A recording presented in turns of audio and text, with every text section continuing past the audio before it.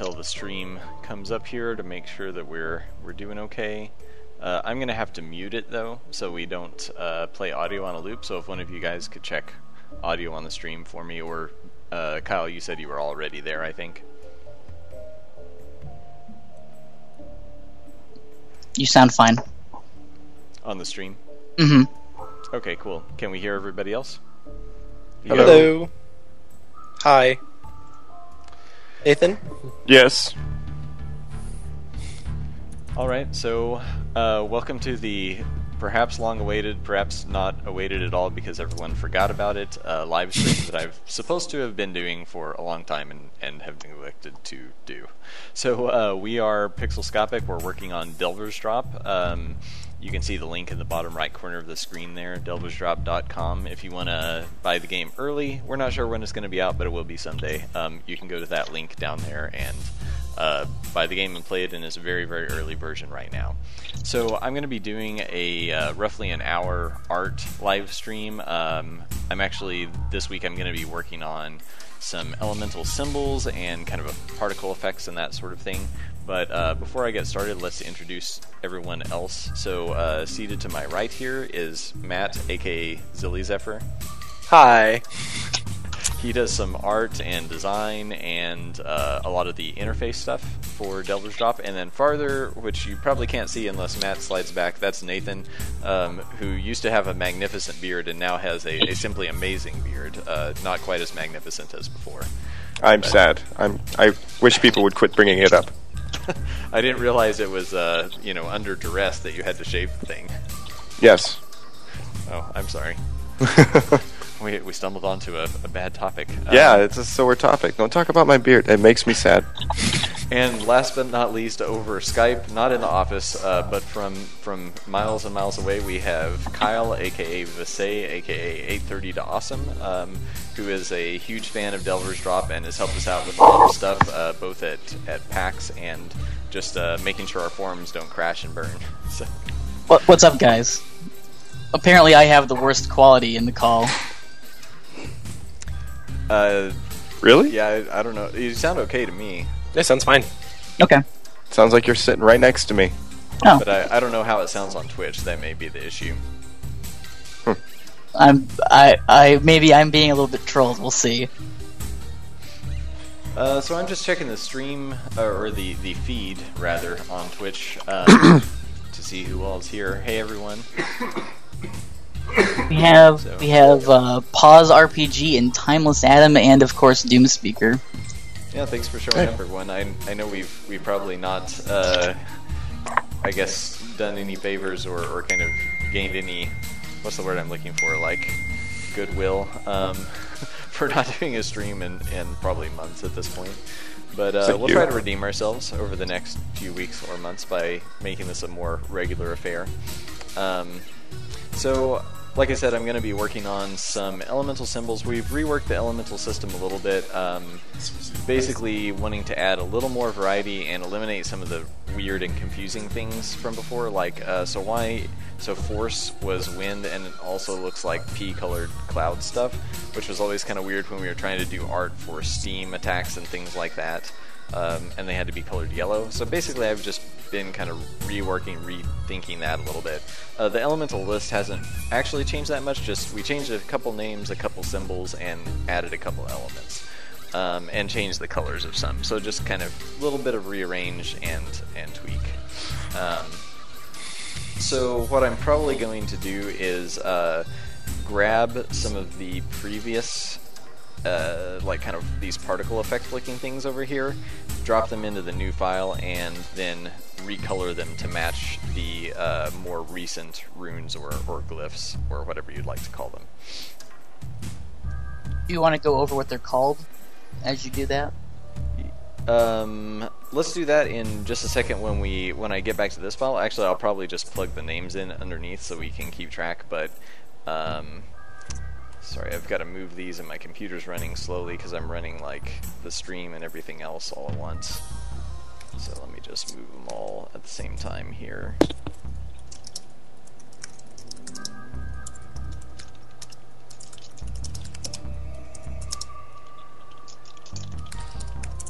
someone in the chat mentions being colorblind. So, was the symbols and the colors designed for that sort of thing for people who have colorblind issues? I know that the UI for the multiplayer that Matthew was working on had a lot of that in mind. Mm-hmm.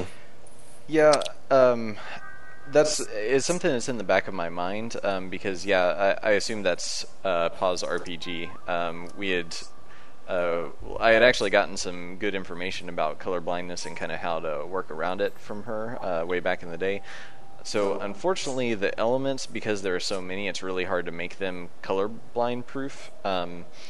But I'm trying to make their shapes unique enough that if you see a particle effect, even if you can't differentiate some of the colors, I mean, because even for people who have, I guess, normal color vision, some of these colors are so close, like these two, like the color is close enough, it would be hard to differentiate between colors even for the average person. So I'm really just going to try to work hard both on the sound side and the effects, like at the shape of these kind of particle effects and everything, to make them differentiable. So yeah, the goal is to make it so there's nothing in the game that you have to like recognize the color to get through. So we'll either be using the runes. So if you kind of remember what rune defeats what other rune, then you could get through obstacles that way. We have what are called rune locks, which I would pull up, but it would take me a second to find the file. Which are kind of these magic blocks that if you hit with the element that, like the rune that's on them, if you hit them with that rune, then they are destroyed. So it would be just kind of like rune matching at that point, rather than color matching. And there will be color just, for flavor, but anyway, so I hope I kind of answered the question or cleared that up. I think you did. That all sounds really awesome. So, sorry, I'm just hunting around for a file here that I wanted to open. You guys were having an interesting conversation about PAX, though, a second ago before we started the stream. If you guys want to pick that up and just kind of fill the void while I look for files. I think we didn't go to PAX East from just like a week or two ago. But it sounds like a lot of companies didn't actually make it due to weather or something like that. I'm not totally sure kind of what all the news was there. Well, yeah. Well, you go. I was going to say, I think it's a combination of issues. Obviously, Boston had, I think, 10 feet of snow. Oh, geez, 10 feet? Yeah, I think at the end of the storm season, it ended up being like 10 feet of snow. Fact check that. I don't know. It might have been less. I'm not a weatherman. So Matt's on it. He's fact checking converting it from metric to. Get me Snopesified. Yep. But not only that, but I mean, there's now 3 PAX conventions in the U.S. There's obviously Prime, which is on the West Coast. There's East, which is obviously on the East Coast, and there's now PAX South, which is in San Antonio. Which, Baker, did you say that there wasn't that many people that showed up, or Showed up for what? PAX South? That was the impression I got, is that the Indie Mega Booth didn't have as much presence as it ever has at East or Prime. And that was just kind of hearsay by... There were some developers we talked about who said they were going to go and then decided not to. So I'm actually... I don't really know what the overall turnout was. I just know a lot of people I know said they weren't going. Yeah, the Mega Booth goes to GDC and then East too, right in a row. So I think there's only a couple of those guys, and they were running around trying to get to all the things is probably not the most viable solution for them. Yeah, and as far as I saw, and Doom is saying no one cares about PAX South, but they really didn't do a very good job kind of selling PAX South. They're just like, hey, we're going to do PAX South, and then... And expected everyone to show up. Yeah, and then then PAX South came up in January, which I think is a weird time to have a convention anyway. Not in Texas. Not if you're tired of the cold and the 9 feet of snow being in Boston, so... That's true, but I mean that's after Christmas. It's really hard to get time off in January for most jobs. It just seemed a strange time to put it. and then they didn't say anything. Like, I didn't even know that they were going to do it in January, and I was actually actively looking because I obviously live only about 8 hours away from San Antonio, and I really wanted to go. And then, like, I think 4 weeks before it happened, I finally saw them saying, "Hey, it's going to be in January this year." It's like, well, crap, I can't go. I actually had badges to go, and ended up having to sell them just because I had a new job that I had to start doing, so I couldn't go. But I would have really liked to. Yeah, and the turnout was really low there too. I imagine PAX Prime will have a fairly good turnout this year, though. Yeah, I'm going to try to make it to that one this year. I'd like to go. I've never been to Prime. East was my first PAX. Wasn't my first convention, but was the first convention of that size. I think that was the most surprising thing to me, was just how many people there were at PAX East last year. I vicariously followed East through Twitch this year, which I was really excited about. Watch the Acquisitions Incorporated D&D live cast thing, so that was a lot of fun for me. I wish I would have gotten a chance to go to East too. I always like going to those events. PAX is my favorite convention, so. How many have you been to now? How many have I been to? Mm-hmm. I don't know. 4? 5?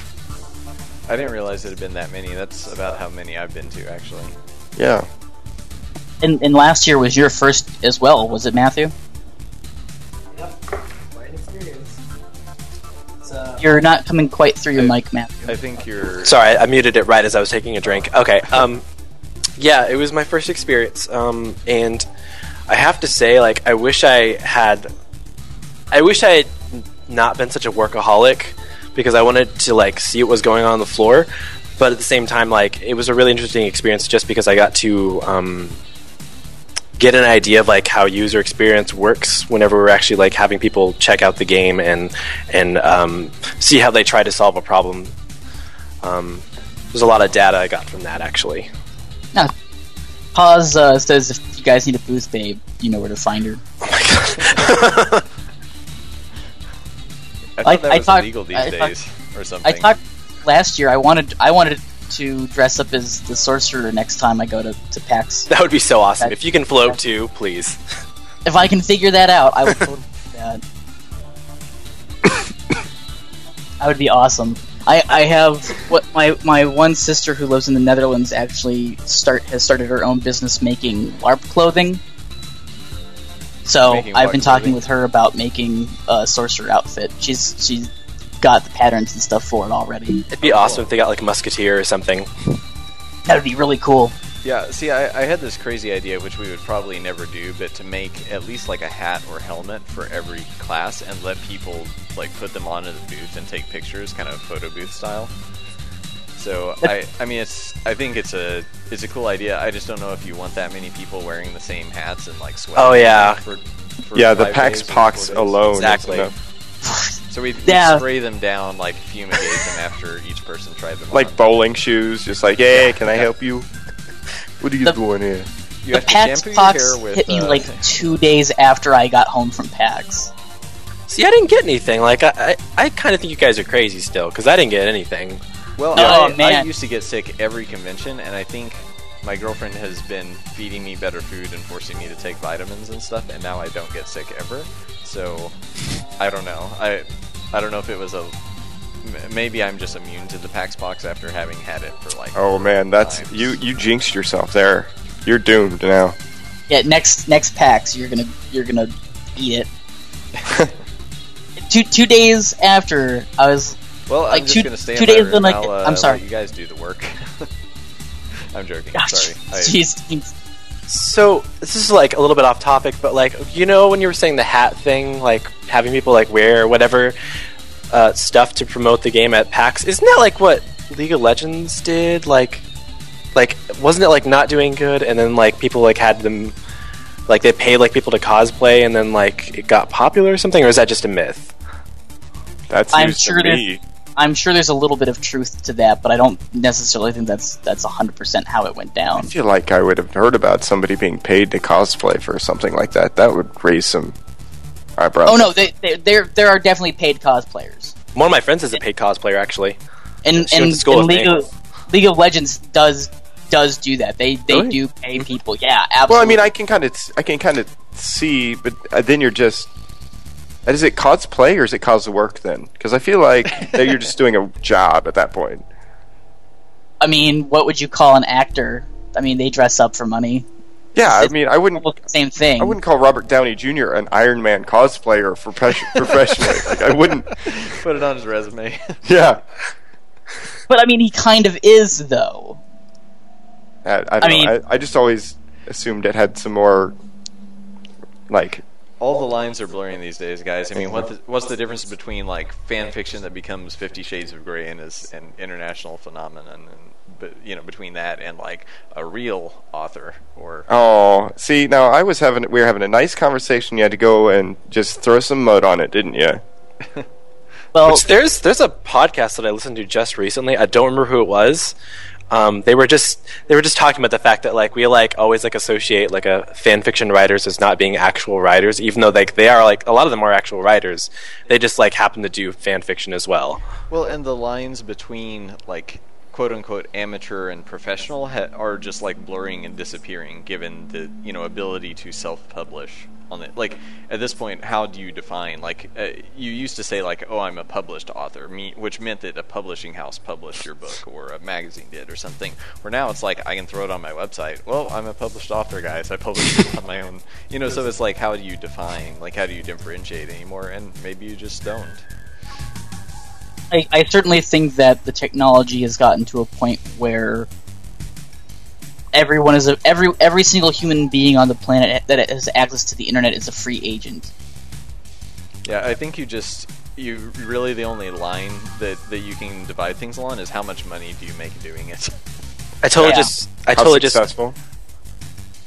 just came up with an idea of like what a book cover would be like if it was like a documentation about like this whole like self-publishing. It would just be like a white book with a publish button like on the book, and that's it. Perfect. That's great. $1,000. Thank you.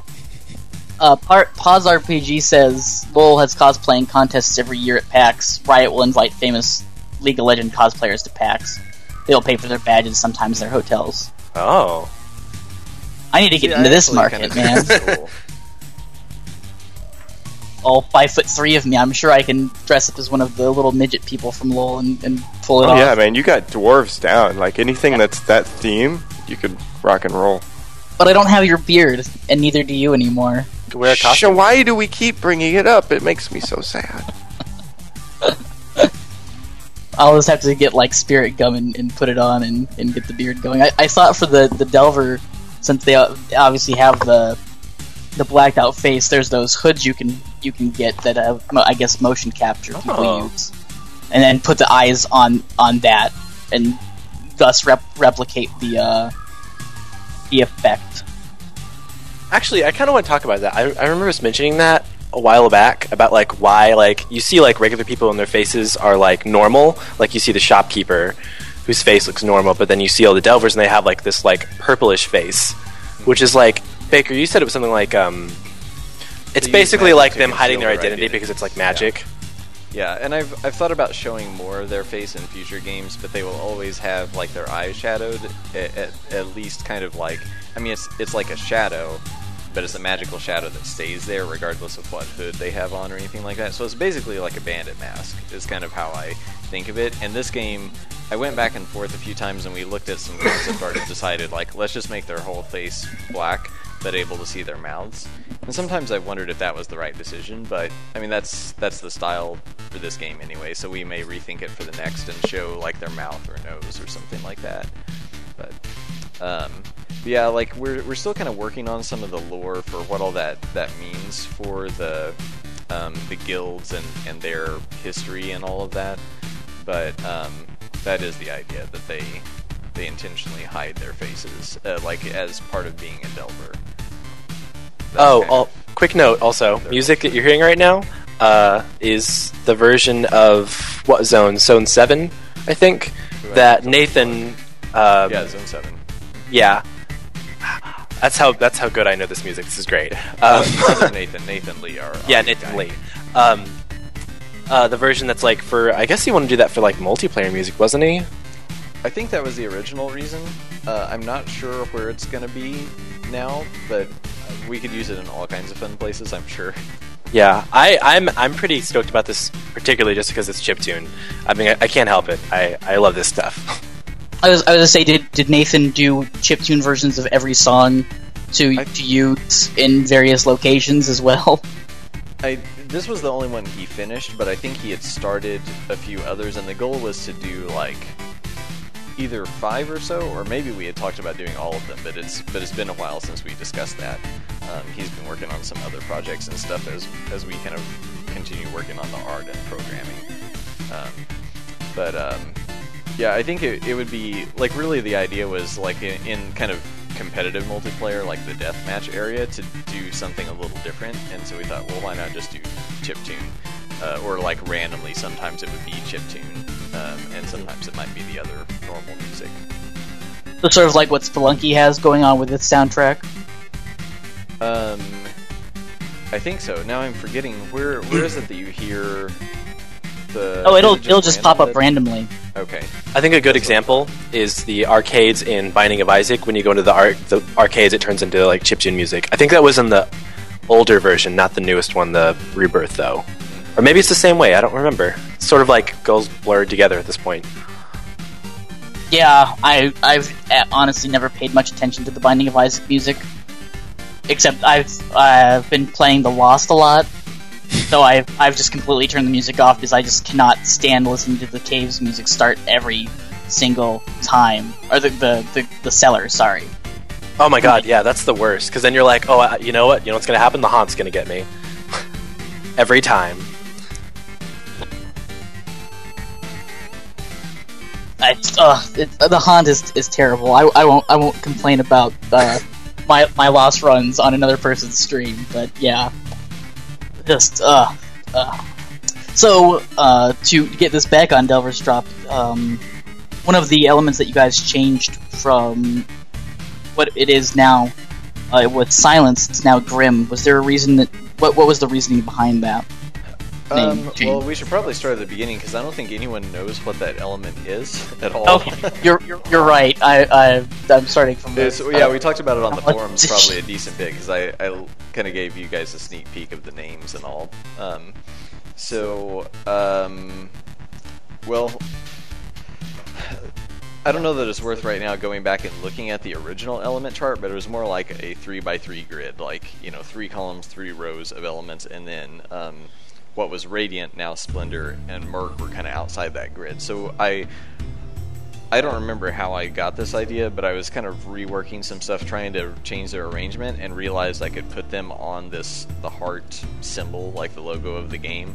There are a lot of kind of ancient charts of elements, or like flows of chi and different things like that kind of have this look where it's all these connected points. So I thought, well, that would be cool. It has some historic significance in a way, but also like as a way to tie back into kind of like this flow of matter and energy in the world, is the way I'm thinking about it. So all of these elements derive from what we're now calling Prism, which is basically like an all matter, all energy, kind of like primordial soup type substance.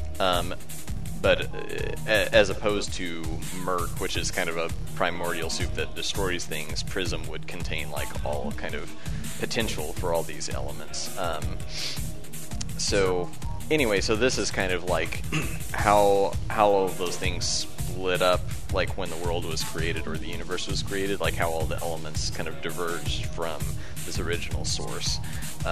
And yeah, still working on some of the story for that. It sounds a little hokey at the moment, maybe, but anyway, one thing I wanted to do was establish an actual element for the spiritual beings. We talked about them being muddle, but muddle was kind of encompassing too many things for me. Like, it was confusion, it was fog, it was smoke, it was mud and swamp stuff, and like then also to make that the kind of spirits of the dead like seemed a little strange to me. So I split Echo, which had a few other names. I thought about calling it Pale and some different stuff like that. But so Echo is the element of spiritual energy that is kind of like left behind and echoing. So like when something dies, if its spirit doesn't go to one of the spiritual realms, like one of the kind of afterlife realms in the universe, then it echoes around the mortal realm and kind of other dimensions endlessly until it finds a place to go. And so so this would be that element. It's basically kind of like spiritual energy that doesn't have somewhere to go. So to manifest in the physical world, Echo beings could use other elements, like they could manifest in, like a ghost could possess a table or something, so that it could have like a physical body, or it could use kind of free matter, like muddle is the most likely, to basically make essentially an ectoplasm body for itself, but it would be a body of mud or smoke or something like that using muddle, or potentially one of the other elements, depending on how powerful it is. So that's one of the added elements. Force, which was wind, kind of kept getting downgraded and has become quell. The ones in the middle here, I forget it. I don't think you guys can see the mouse on Twitch, so I'm just going to kind of move them. So these four are kind of like sub-elements. They aren't sort of the true, like the left side here, these are all kind of matter elements, and the right side is energy elements, which are typically destructive. So the matter elements are slightly more constructive, or can be used for more positive purposes. There aren't strict rules about it. But then on the right side, these energy elements tend to be more destructive, but not always. Like they can also be harnessed for good. So, but I wanted to oppose those and also come up with better pairings of. So if you look from left to right across here, any row would be the two opposing elements. So Surge, which is the water element, versus Rend, which is the lightning element, are obviously opposed to each other. So if you use Surge on a Rend elemental beast or something, it would cause a lot of damage. So here, like on the opposite side, Shiver versus Fury, or Ice versus Fire, pretty obvious, they would be destructive to each other. And then Mantle, which is the new name for the Earth element, versus Blast. Blast used to be a physical damage type, and we moved it to the elemental chart because it just never really, like, we were kind of, it was just mixed up. Like, basically there was lightning that also did blast stuff, but we had a blast physical damage type. So we're just like, let's just combine it with the element chart, move it out of the physical damage types. And it made sense to pair those two together. So explosive, kind of erupting force in blast versus the solidity of a mountain, or like the Earth's crust for Mantle. So for Grim, I wanted some other element, basically just kind of to add flavor, but also I wanted something to be opposed to Echo. Like basically, you know, maybe some of these other elements could damage Echo, but I like the idea of how fairies in folklore are hurt by iron, and I've been listening to the audiobooks for the Dresden Files, so that's kind of giving me some ideas too. And a lot of that's based on actual folklore, kind of turned into a nice package. But and then I also kept thinking, like, well, we don't have an element for metal or metal materials. And so I basically, to make it a little more creative than just saying, like, oh, the element of iron or the element of metal, I made up this element, which has gone through about 40 different possible names, from Grim to Shroud to Grave to Shadow. And it's basically, it's the element that, it's like an element of gravity drawing down, hardening, and also like basically putting to rest Echo being. So it's the one element that can just like straight up exorcise or kill a ghost. And so it has like if you shot a spell of Grim energy, it would look like spectral chains that could lash out and like grab spiritual beings and bury them essentially. But it's also the element that makes steel harder than iron, that makes that creates gravitational forces to draw things down and compact or compress them. So I know that's kind of like a lot of things put together, so I need to come up with a shorter phrase to explain what this is, to make it a little more understandable. But yeah, it's basically the element of metal and of the grave.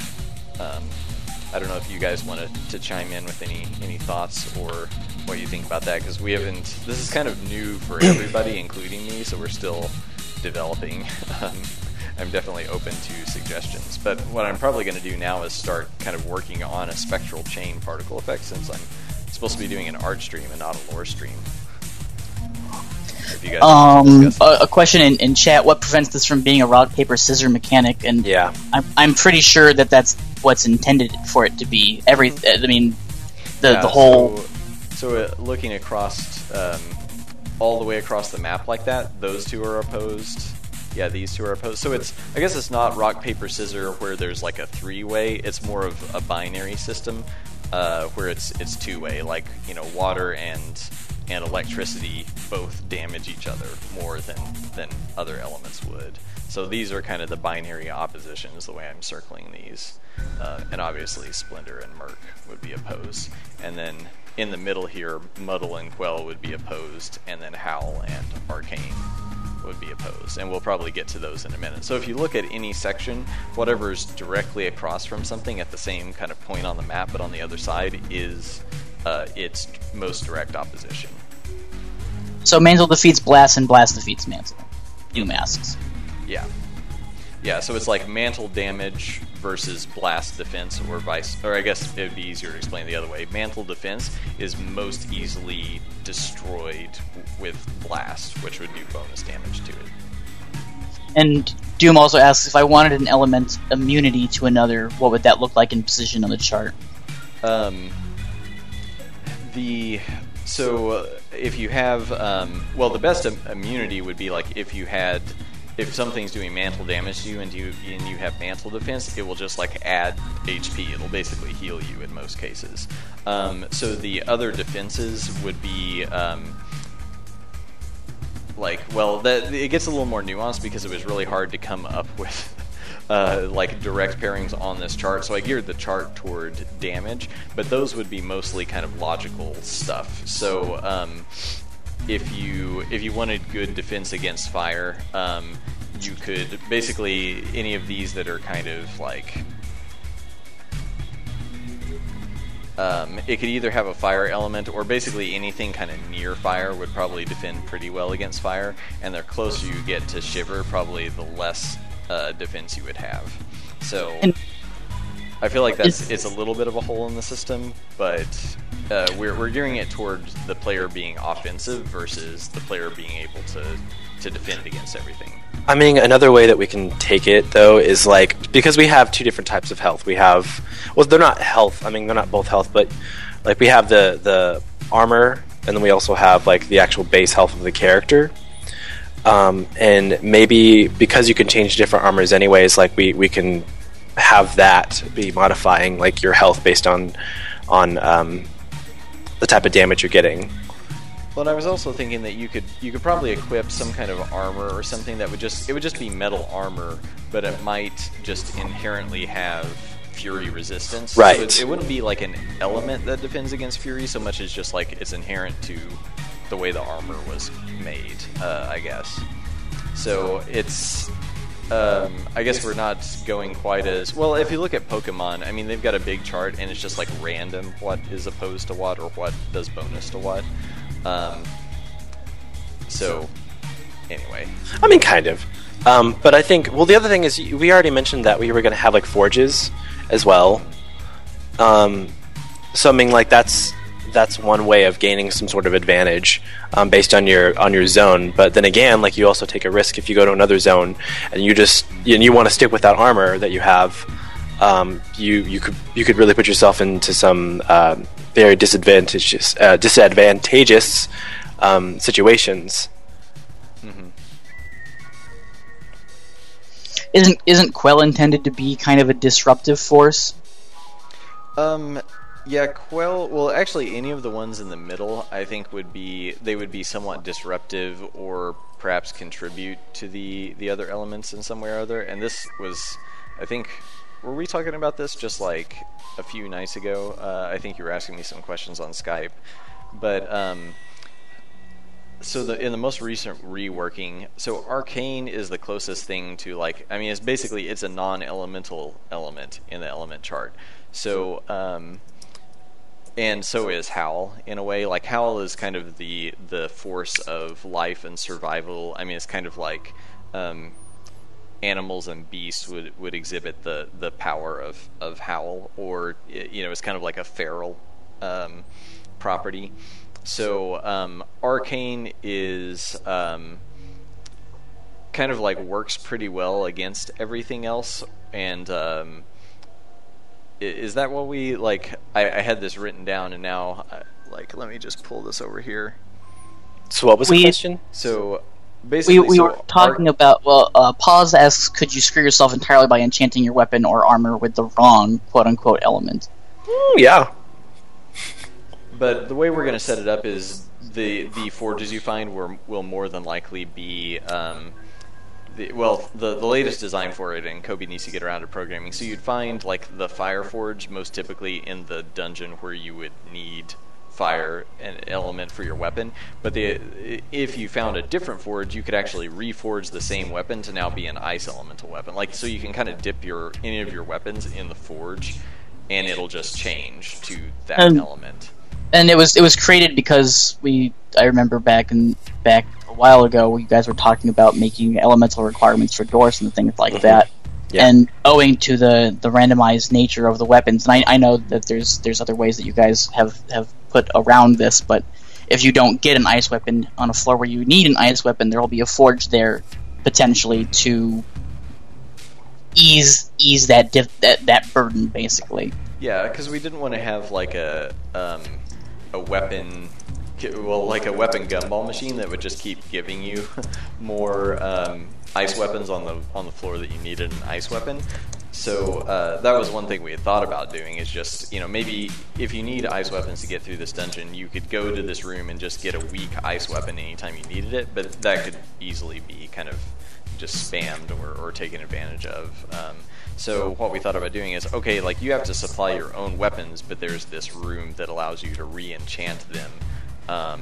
And so, yeah, I mean, you could enchant all of your weapons on a single floor to be ice-based, or maybe it's limited use, but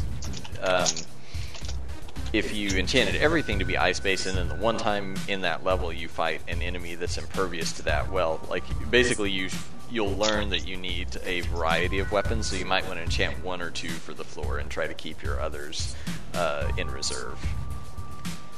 Right, and on the elements that we were talking about the other night, we had talked about Arcane being a more physical type element. I don't know how much lore you want me to delve into here. Oh, go ahead. I forget all the stuff that I type. This kind of goes to the gods of Delver's Drop, but the moon god, who obviously will have a little bit of presence, maybe not physically in the story, but lore-wise in the story, created the arcane element by crafting the moon into a giant mirror to spy on the sun goddess. And that's why the moon reflects the sun's light. And I think you said Matthew came up with that idea. Yeah, Matt, I don't know if you remember when we talked about all of that stuff when we were going to that convention in your home. Yeah, that was a while ago. I can't remember if that was you or me. I know part of the idea was yours, so I'm giving you credit for it. Well, my idea was that sun setting? The sun setting is like the reason, like the way that this universe, like how the sun sets is like that it's actually like literally going into the murk. Like, I mean, it's repelling it around it, but like that's how we like see it, which would make it look similar to what we see in our world, where like you see like the refraction that happens like as it's like hitting the horizon. Right. And the moon god wanted to know what was going on beneath the murk sea with the sun goddess. Yeah. So that's kind of a Loki character a little bit. Mm-hmm. I don't consider him like bad though.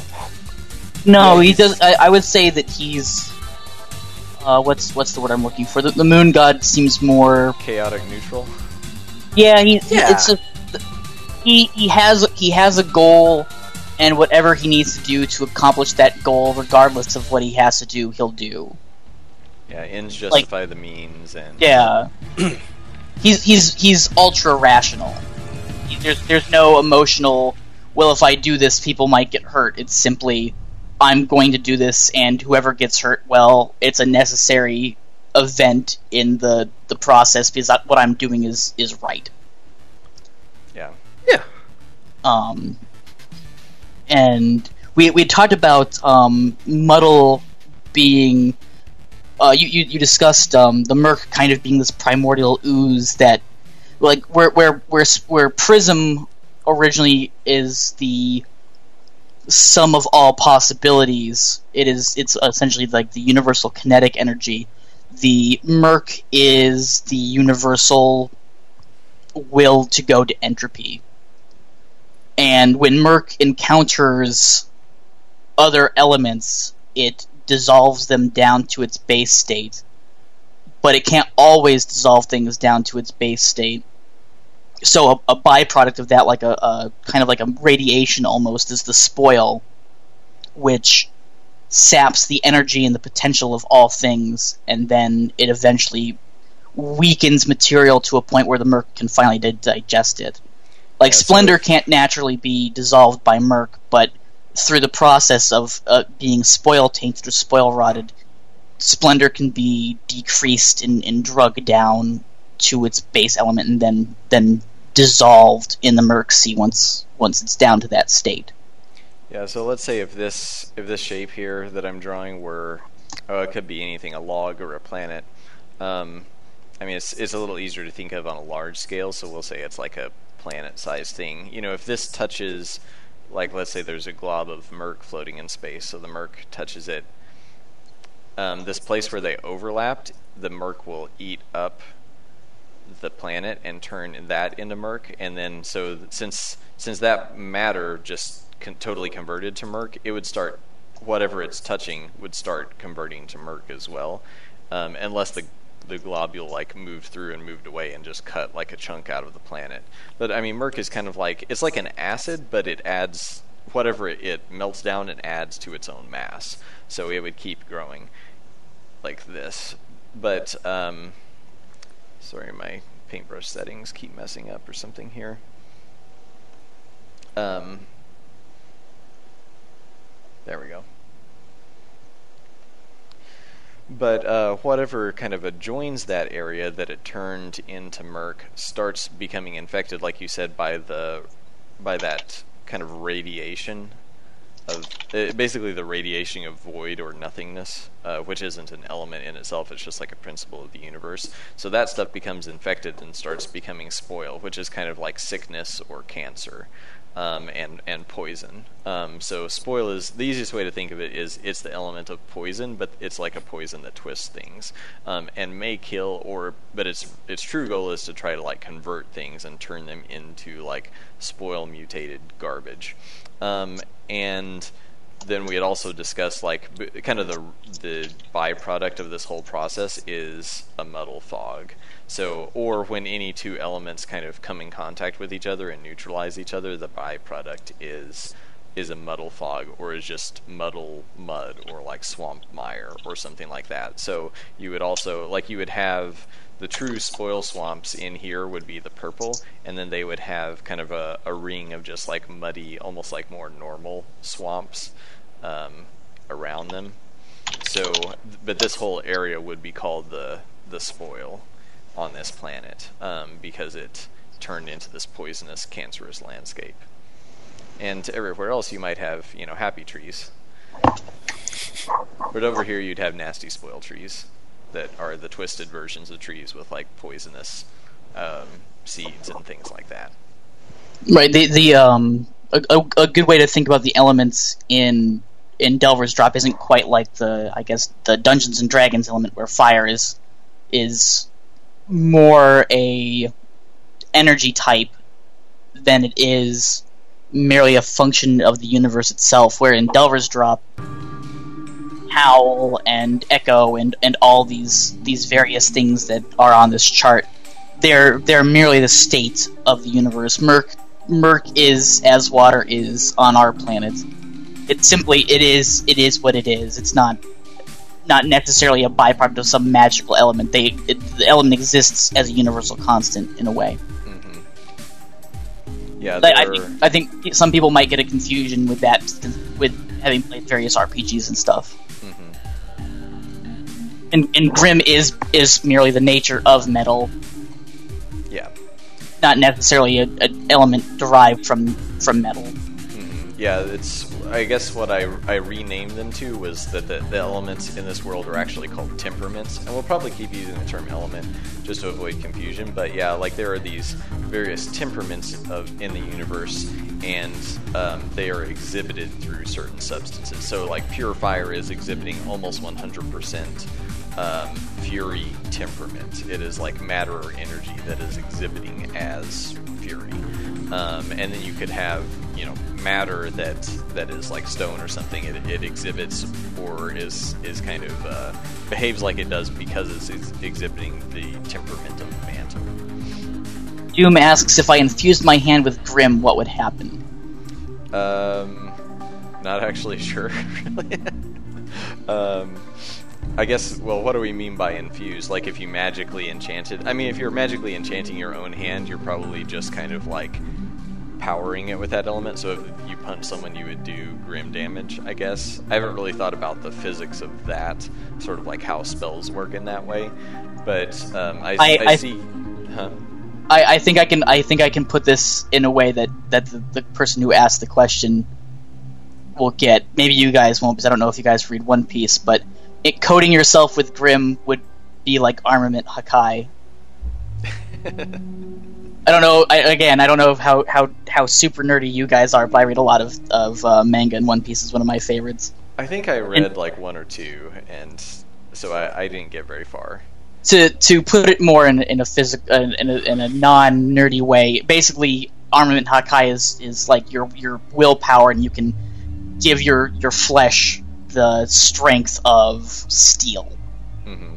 And to show that, at least they don't necessarily do it in the manga or manga, however you want to pronounce it, but in the animated version, it actually puts on a black sheen to show that your flesh has become this metal-like substance. But it's still, skin. So yeah. So I think that might be a good way of visualizing that effect.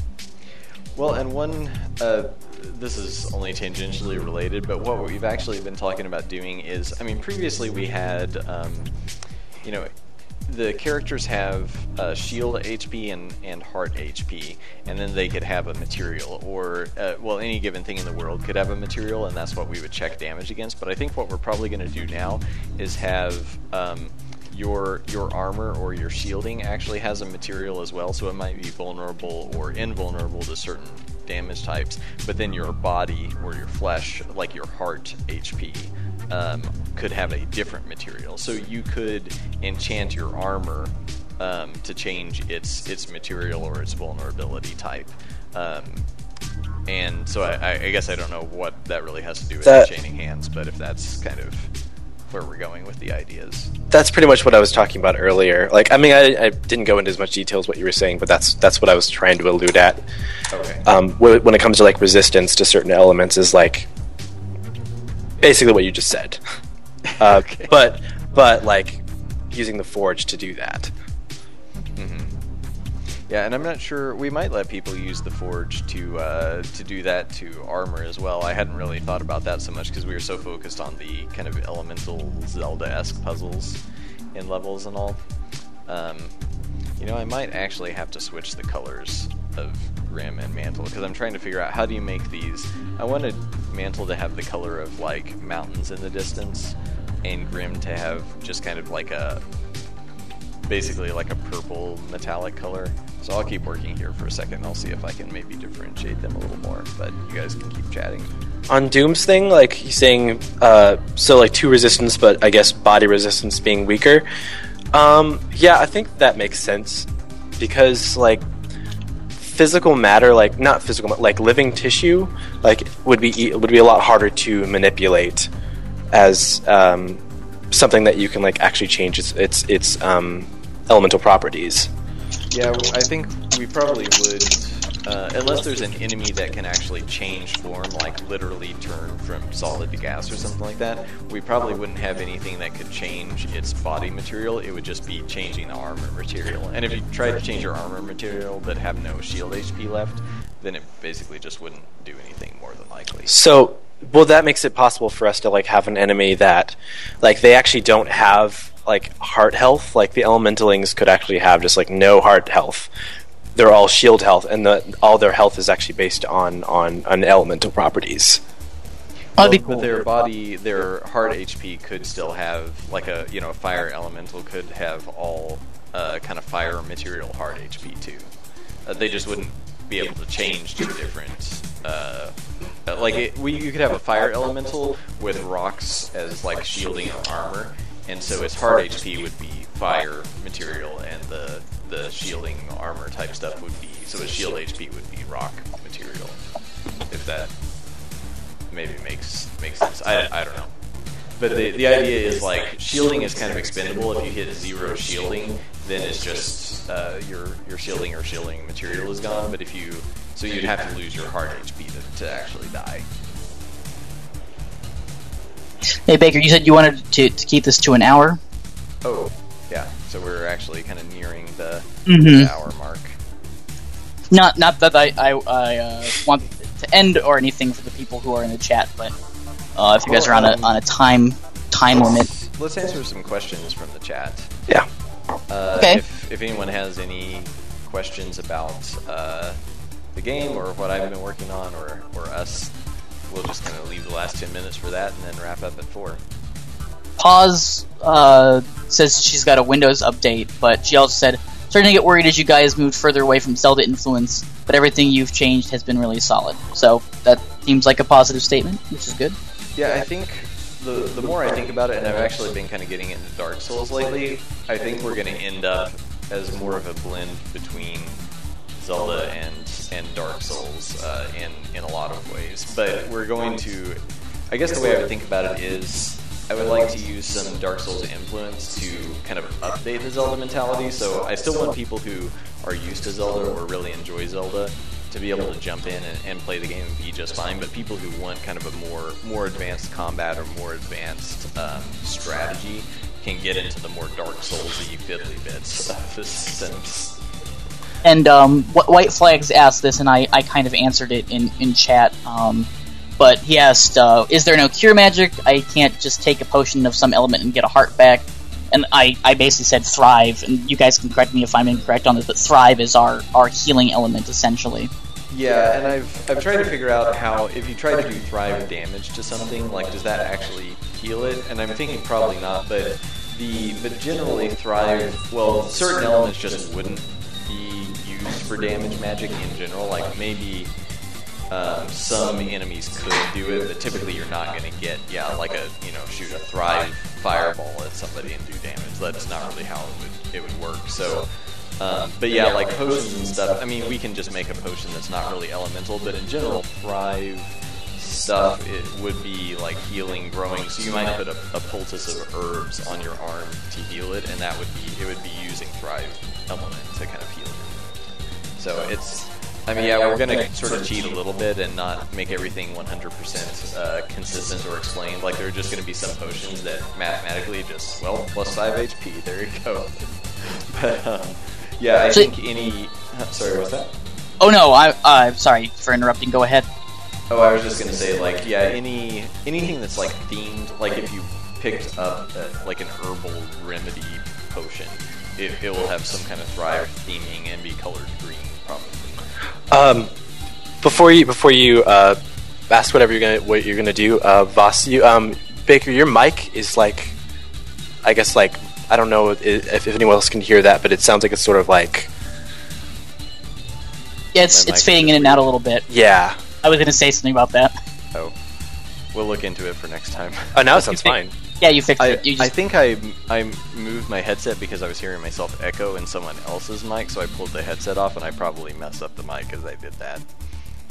And I was going to ask, you talked about combat and all that. Is the 8 directional attacks still going to be a go? Because I remember you guys saying that there might be some free aiming as well. Yeah, so the current, and we've been slowly working on this, and it's kind of hard to rearrange the systems to work, but so everything, like if you're used to the game, it probably isn't going to feel very different. But the goal would be that, well, one problem we've had, and I especially see it a lot at PAX, is when you're, say this is your character, and you're trying to hit an enemy that's coming at you from an oblique angle with a hammer, like something with a narrow kind of area of effect here. Like swords are easy because they swing and hit a big arc, but the hammer, if it hits right here, and let's say the enemy is coming at you from an angle in between, like if your hammer can hit here and here, but some enemies can walk kind of freely, so they could come at this angle, like you might totally miss them and hit here and then hit there and miss them as they're approaching. So the goal is to have like a subtle free aiming. So if you're, the worst scenario I guess is if you're on keyboard and so you only have the 4 keys, or the, like you can only give 4 inputs or 8 if you press 2 buttons at once. But what we'll probably do is, if you're, let's say if you're moving or facing upward and this enemy is coming towards you at a weird angle, so it's going to be in between these two places you could hit, like if these are your hammer strike points, what you would do is press, well, you'd press WA, or like up and left, and your aim would start swinging from this point to this point. And in between, if you actually hit the, like if you hit the attack button while you're swinging in between there, you could hit at an in-betweeny angle. Or if you are charging, you would do the same thing but slower, and we're actually going to be adding mouse look, so to speak. So while you're charging, if you're holding down the mouse button, you'll actually get kind of an aiming cone coming off of your, well, it's almost like a character flashlight, like kind of, you know, in Link to the Past, when you have the torch or the lantern, we're going to have sort of a cone of light that surrounds you, and it narrows and focuses when you are charging. And so at that point, especially if you're using mouse, you could aim in screen at any angle, but it doesn't work all the time. So it's not turning into a Hotline Miami kind of twin stick free look sort of thing. But you can also aim in any direction if standing still. But if you're running right, you will be aiming to the right. So it's like while moving, if you just click attack, you will always hit in the movement direction. So anyway, sorry, that's a really complex explanation for something that we're hoping will just feel very natural when people play it. So, Doomspeaker asked if potions are still partially randomized. That's the goal. We haven't gotten to that yet, but it's, yeah, on the list of things to do is potions that you that will have like a totally random effect. Like they'll kind of go through the effects list and just pick some effect out of, you know, potentially hundreds or however many we make. That's the one roguelike-y element, I guess. Scully Drew asked what kind of story is implemented into the game. I don't know how much you want to answer on that, but I think I can give an appendixed version of that. Well, most of it's going to be through dialogue. I guess is he kind of asking, like, sorry, I don't have the chat up because I covered it with another window, but asking sort of how story will be communicated in the game? I don't know. It just is what kind of story is implemented into the game, and I mean, the answer I would give for that is, if you played the demo, it would be kind of non-existent. But yeah, at the moment the story is not integrated, but the story, as I understand it, is going to be pretty involved. There's definitely a heavy RPG bent to the game. Yeah, we're definitely working toward that. And there's a lot kind of written on the lore and like backstory side that will come through, but we just need to finalize the actual programming side of like the dialogue system to communicate that. He says, I know you probably don't want to reveal too much of that. So I think he's asking, like, what's the backstory? Oh, okay. Yeah, if you want to give, like, a quick synopsis, maybe, without spoiling. I'd love to. I really like lore, and it's definitely one of the things that attracts me most to this game. The basic story is you are a delver who is an outlaw, essentially, in the kingdom that you take place in, and you are sent down the drop, so hence the name Delver's Drop, to solve the puzzle of this spire called, I don't know if you guys are still calling it the Cronus Spire. I think Baker and you and I were talking about its name being changed. Wandering Halls is probably an easier term, but yeah, like it all exists within the spire kind of mountain castle kind of thing. And what obviously the purpose, at least as far as you're told, is that it's your way to buy your freedom. If you survive, you're free, but you're probably not going to survive. So it's basically just a really nasty way to execute you. Obviously, there will be, more things to it than that. The central antagonist, I think, at least as you guys have been casting it, is the Glint King, who is the one behind sending you down the drop. Yeah. And you'll discover mysteries and lore about the Glint King, and you guys have talked about the children in Kickstarter updates and his lineage and all that as things go through. Yeah. So hopefully there would probably be kind of a rumor that his children are somewhere in the drop castle, and might help you out if you find them. As maybe, we'll just leave it at that. I'm not really sure exactly how that's going to be communicated in the writing, but that might be a rumor among the guards. So, someone said, "What's Spire and what's the drop?" Can I say what those might possibly be? Yeah,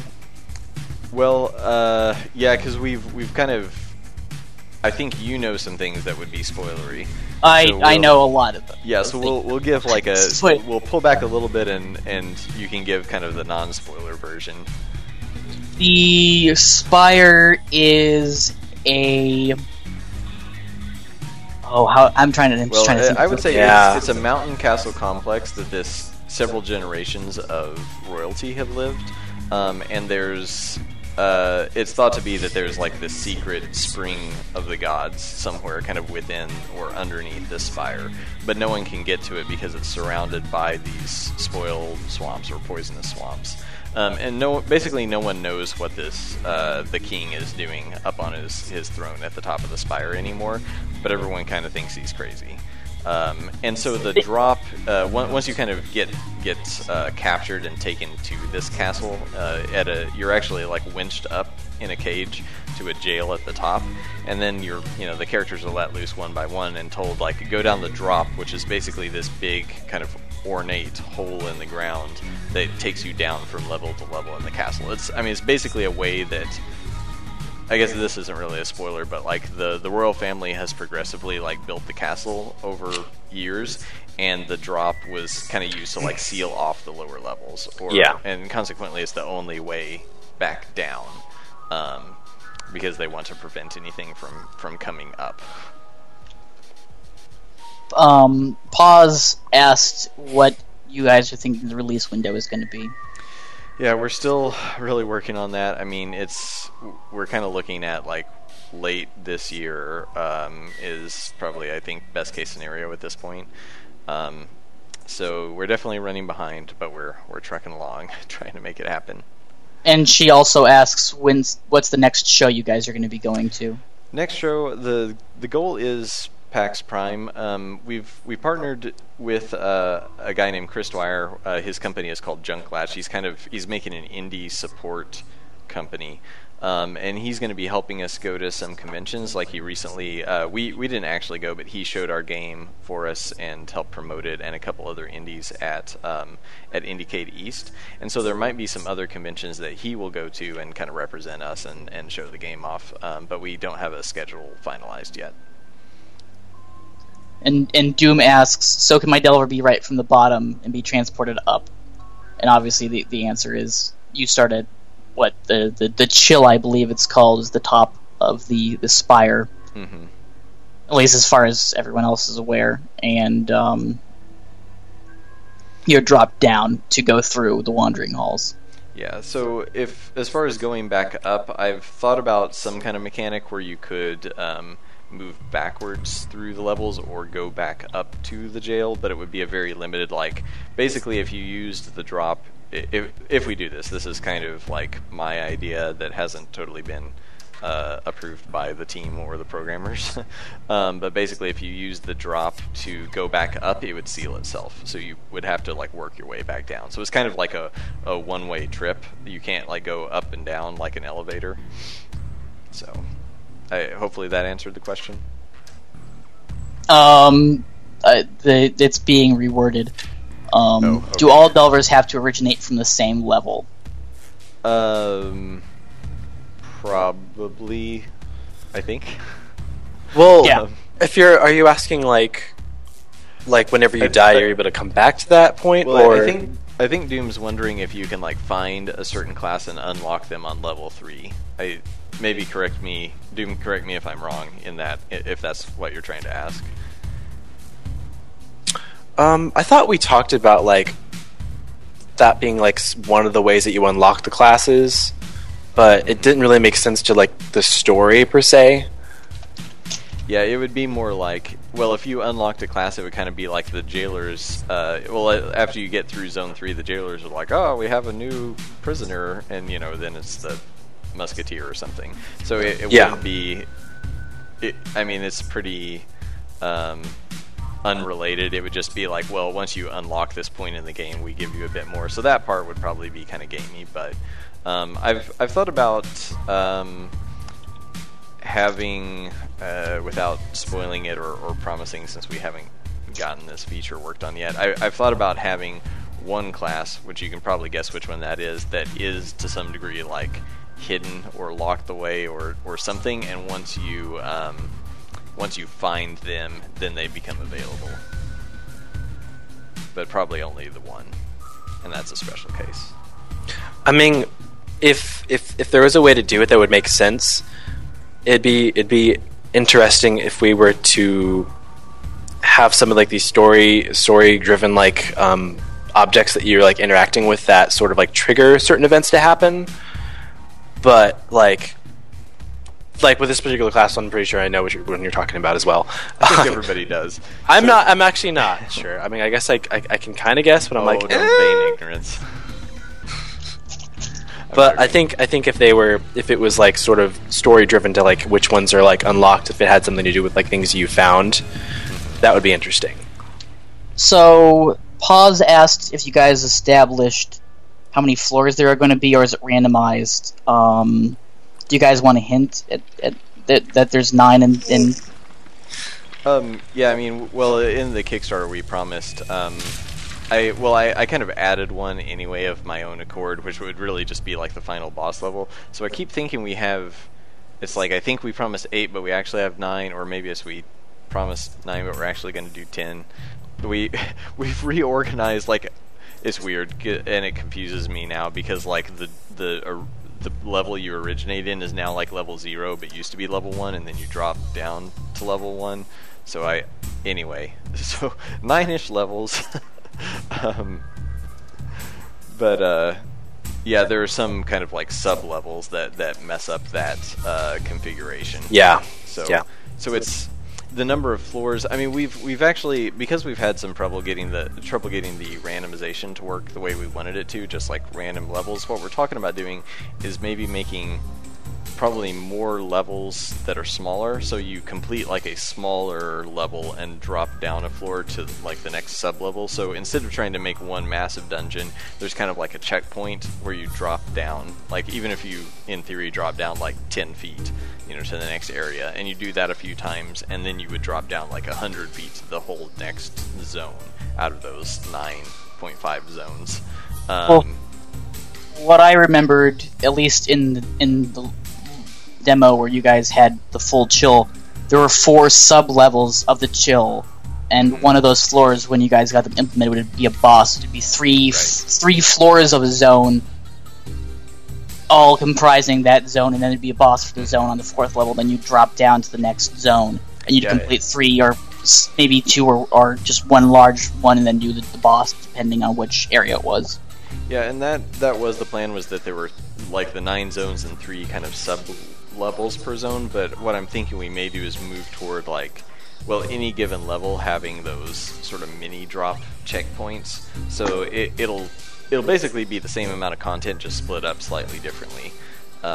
So, like, you could have level 1-1, 1-2, and 1-3, but each of those might be split into kind of 3 smaller chunks, just to make level generation and exploration a little more manageable and reduce backtracking and that sort of thing.